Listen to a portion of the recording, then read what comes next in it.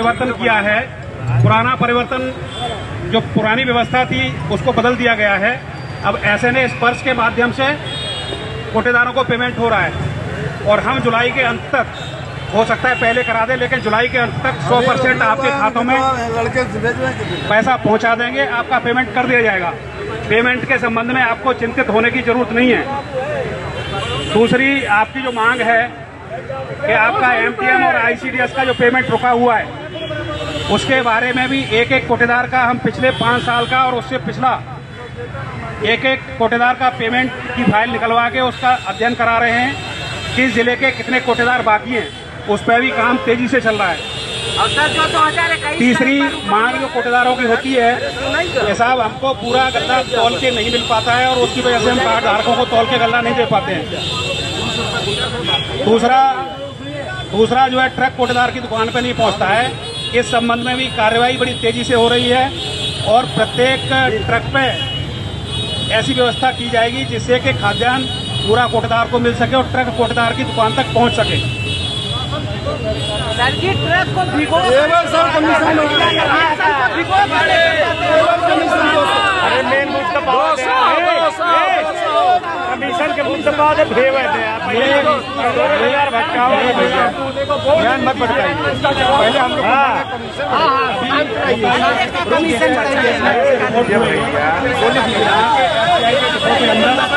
और एफसीआई के लिए ट्रकों से जो खाद्यान्न जाता है या रेल के माध्यम से खाद्यान्न एफसीआई के डिपो में जाता है तो खाद्यान्न को भिगोने के केस प्रकाश में आए। साथ में कुछ ऐसे केस भी आए हैं कि जहां एफसीआई से खाद्यान्न लेके ट्रक निकलता है और उसके बाद में रास्ते में उसमें पानी मिला दिया जाता है, गेहूं निकाल लिया जाता है, चावल निकाल लिया जाता है।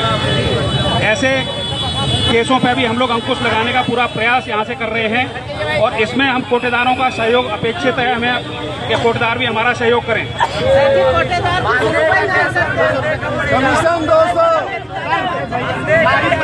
दूसरा एक हमें जो है अपने उच्चतर विक्रेताओं को ये बात और बतानी है कि आपकी बहुत लंबी मांग है कि हमारा मानदेय 90 रुपए से बढ़ाया जाए।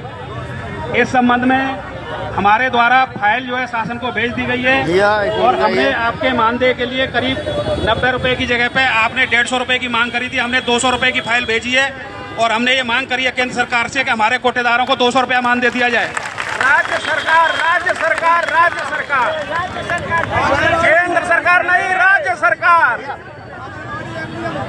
इसके पहले भी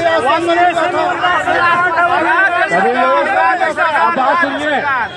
अभी आपके भैया अपालायक महोदय ने कुछ बिंदुओं पे चर्चा की। मैं एक ही बात कहना चाहता हूं अपने अधिकारी महोदय से कि जो शासनादेश आपके द्वारा ही हुआ सिंगल स्टेज डिलीवरी का, कोई भी खाद्यान्न दुकान पे ठेकेदार नहीं पहुंचाते हैं तो उनके ठेकेदारों के लाइसेंस को निरस्त कर दिया जाए।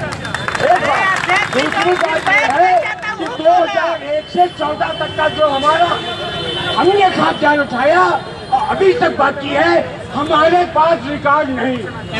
रिकॉर्ड आपके पास में है, उसका बिल आप बनवा करके आप खाते में डलवा दीजिए। तीसरी बात कि आपने आदेश किया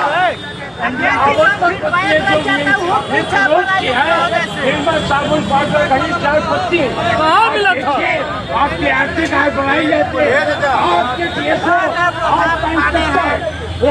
इस भ्रष्टाचार में संलिप्त है तो हम लोगों को बेचने नहीं करता। बहुत से देशवासी है उनकी कर की फैक्ट्रियाँ साल में लगी हुई है, उनके आप आर्थिक